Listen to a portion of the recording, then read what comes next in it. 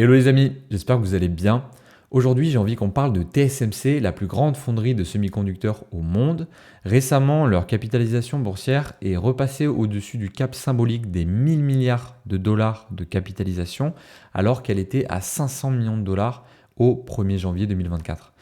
Alors c'est vrai que 1000 milliards de dollars de capitalisation et plus 100% en un an, c'est assez impressionnant. Et la première chose qu'on peut se dire, c'est comme une grande partie du reste du marché, ça paraît être une action fortement valorisée.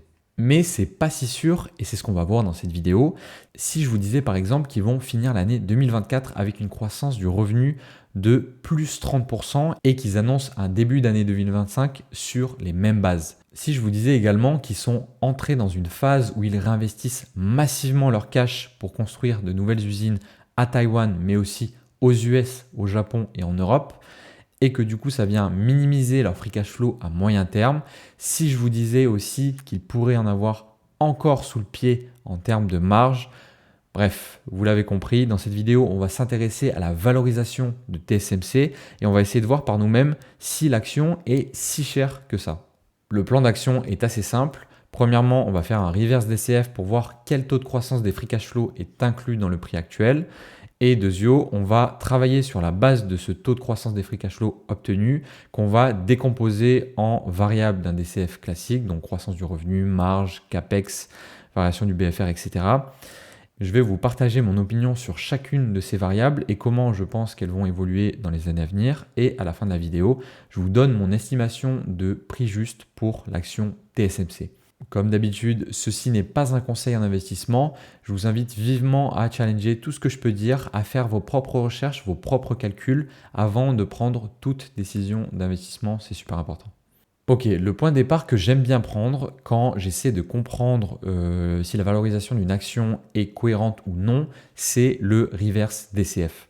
Je prends les derniers free cash flow disponibles, que j'actualise à un taux de 10% et je calcule quel est le taux de croissance annuel des free cash flow qu'il faudrait dans les 5 ou 10 prochaines années pour justifier le prix actuel. À noter que ma valeur terminale, c'est un multiple de 20 fois les free cash flow de la dernière année du DCF. Alors pourquoi 20? Parce que c'est dans la moyenne basse sur l'historique de TSMC. Je trouve que c'est assez conservateur. Alors qu'est-ce que ça nous donne exactement? Du coup, sur 5 ans, on a 21% de taux de croissance des free cash flow. Et sur 10 ans, on a 13% de taux de croissance des free cash flow. Quelle information exactement on peut en déduire? Alors déjà, c'est que le chiffre à 5 ans, ça nous dit qu'à court, moyen terme, le marché a des attentes très importantes en termes de croissance des free cash flow pour TSMC. Juste pour vous donner un ordre d'idée, 21% de croissance, c'est des free cash flow qui doublent en moins de 4 ans versus 6 ans quand on est à 13%. Donc à 10 ans, on a 13% de taux de croissance annuel des free cash flow à maintenir. Et vu que je suis un investisseur long terme, c'est sur cette base que je vais travailler entre guillemets.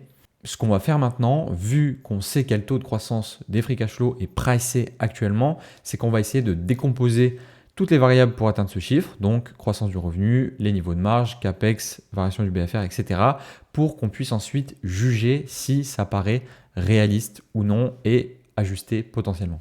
Alors, j'ai fait ce travail-là, c'est pour ça qu'on voit un DCF plus classique ici. Donc concrètement, ce que j'ai fait, c'est que j'ai gardé les mêmes hypothèses, donc taux d'actualisation et multiple final, et j'ai fait bouger toutes les variables pour retomber plus ou moins sur la valorisation actuelle, donc un peu plus de 1000 milliards de dollars. C'est pour ça ici on voit 1068. Et vous voyez qu'on a bien nos 14%, donc quasiment 13% de taux de croissance annuel des free cash flow sur les 10 ans. Alors avant de rentrer dans les détails, il faut juste rappeler que la valorisation d'une société, c'est un exercice de projection sur 5-10 ans. On sait d'avance que ce qu'on projette, ce qu'on a sous les yeux, c'est faux. L'objectif, c'est de se donner une idée grosso modo de ce que pourrait être la valeur intrinsèque de la société et de voir dans quelle mesure c'est atteignable / réaliste.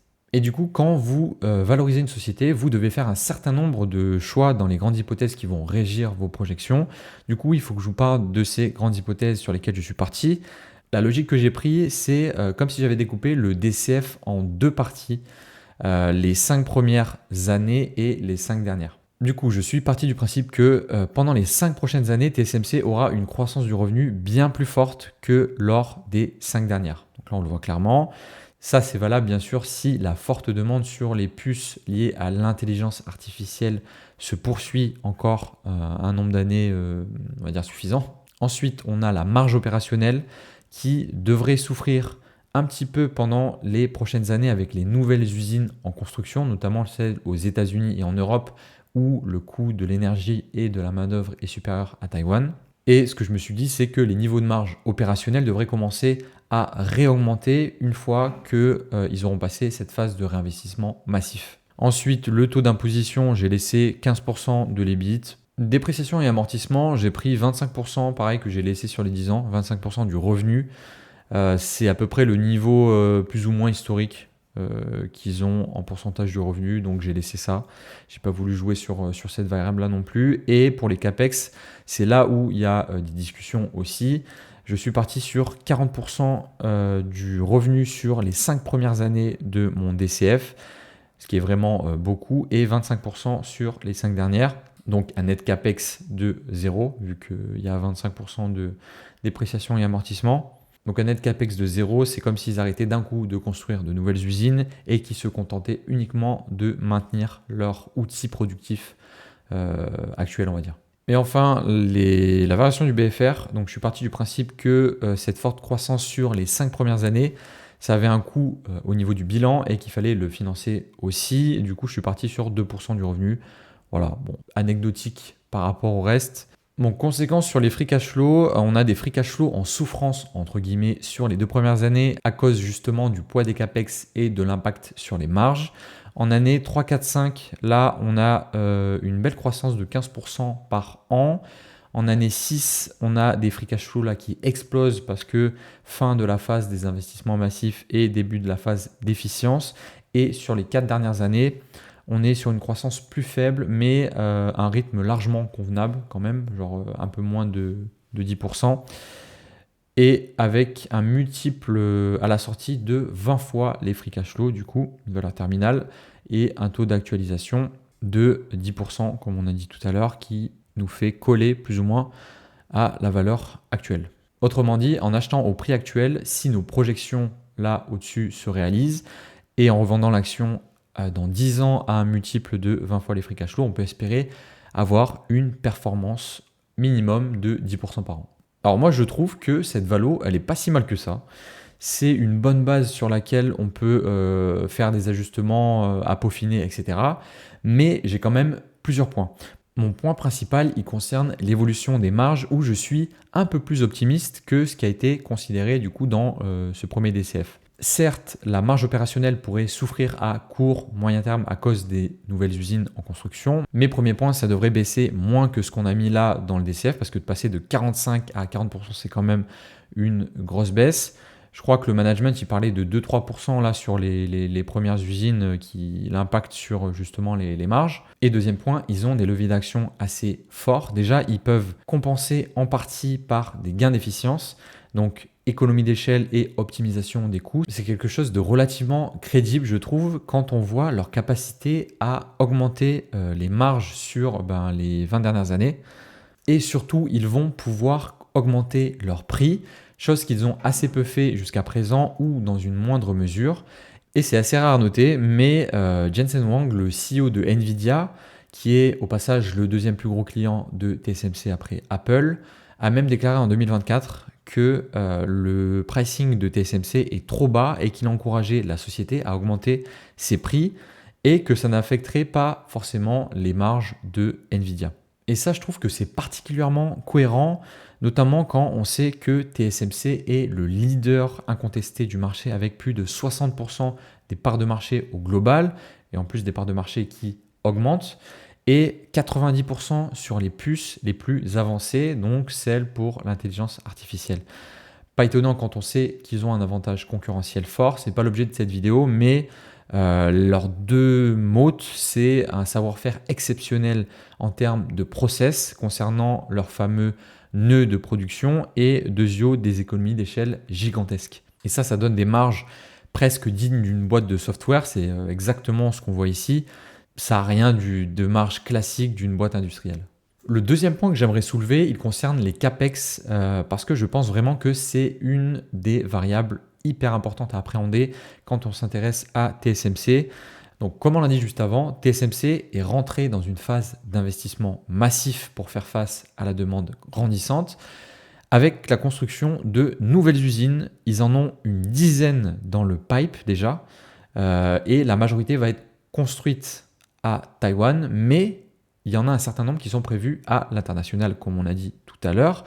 Et c'est de ça dont j'aimerais parler rapidement, cette stratégie d'implantation internationale de TSMC, parce que c'est un choix fort, je trouve, et qui est relativement récent. Parce que là, du coup, je suis sur le site du coup TSMC Arizona, donc là, c'est pour leurs usines aux US. Et donc la timeline du projet, elle a commencé en 2020. Donc c'est un projet relativement récent. Donc il y a ces usines en construction aux États-Unis, il y en a une en construction en Allemagne, et il y en a une qui vient de sortir de terre au Japon et deux autres qui arrivent. Donc ça fait beaucoup plus les usines à Taïwan en construction. Et la principale raison avancée par TSMC pour justement cette implantation à l'international, c'est, entre guillemets, on veut être au plus près de nos clients stratégiques pour faire face à la demande grandissante pour les semi-conducteurs. Il y a aussi des raisons géopolitiques parce que c'est essentiellement les critiques qui étaient faites à TSMC depuis des années, les incertitudes géopolitiques propres à Taïwan qui est exposé à une invasion chinoise et du coup le fait de se globaliser comme ça atténue ce risque. Et là où je veux en venir, c'est que pour construire ces nouvelles usines aux États-Unis et en Europe, le gouvernement US et l'Union européenne, ils ont débloqué de gros budgets pour attirer et faciliter l'installation de TSMC dans ces zones. Donc j'ai noté le CHIPS Act européen avec 43 milliards d'euros de mobilisés jusqu'en 2030 et le Chips and Science Act américain qui prévoit jusqu'à 280 milliards de dollars. Donc là, on voit que le montant est un peu plus gros. Et je ne connais pas du coup les détails de comment vont être alloués ces montants, mais on peut facilement imaginer que TSMC va en bénéficier. Ça devrait alléger leur CAPEX pour ces usines-là, en l'occurrence. Donc j'ai plutôt tendance à voir ça positivement, en plus du fait que ça atténue le risque, on va dire, géopolitique. On termine avec mon estimation de prix juste pour l'action TSMC. Après avoir fait ces petits commentaires, du coup, j'ai ajusté quelque peu certaines des hypothèses. Donc, la croissance du revenu, j'ai mis 25% au lieu de 20% parce que je me dis qu'en 2025, ils peuvent faire une grosse année. En 2026, par contre, je pense qu'il y aura un petit rattrapage, on va dire, négatif. Moins 10% parce que quand tu fais une croissance exceptionnelle, c'est très difficile à tenir. Ensuite, j'ai laissé les 15% et j'ai remonté du coup le taux de croissance du revenu sur les 5 dernières années parce que je crois que c'est à peu près ça le taux de croissance du marché des semi-conducteurs, 9-10%. Pour ce qui est de la marge opérationnelle, là j'ai rehaussé les niveaux de marge. Comme on a dit, je pense honnêtement qu'ils vont réussir en fait à conserver leur niveau de marge assez élevé. Donc j'ai laissé 45% sur les 5 premières années. Et ensuite, je pense qu'ils ont largement de quoi augmenter leur prix et aller chercher de l'efficience. Donc 46, 47%, 48% sur la 10e année. Je trouve que c'est assez correct et je pense même qu'ils peuvent faire plus. Point suivant, les CAPEX. Donc j'ai bougé le niveau de CAPEX en 2025 que j'ai aligné en proportion avec celui de 2024. Je crois que c'est à peu près ce que le management disait pendant le call analyste. Du coup, j'ai laissé ça. Les 40%, j'ai laissé et j'ai rehaussé à 30% sur les 5 dernières années parce que je pense qu'ils vont continuer quand même à grandir et ils vont investir plus que ce que ça leur coûte en maintenance, entre guillemets, de l'outil productif. Et variation du BFR, j'ai mis un petit 1%. Donc là, c'est plutôt des améliorations d'efficience sur les 5 dernières années où ils seront dans une phase un peu différente de la phase dans laquelle ils sont entrés aujourd'hui. Et ça nous donne une valeur intrinsèque estimée à 934 milliards de dollars au total et 180 dollars par action, soit une survalorisation d'environ 10% par rapport au prix actuel Et c'est ce qui me fait dire que le prix qu'on a actuellement, il n'est pas complètement déconnant, compte tenu du fait que les marchés sont assez chers aujourd'hui. Perso, je suis plutôt à l'aise avec les hypothèses là qu'on a pris dans ce dernier DCF.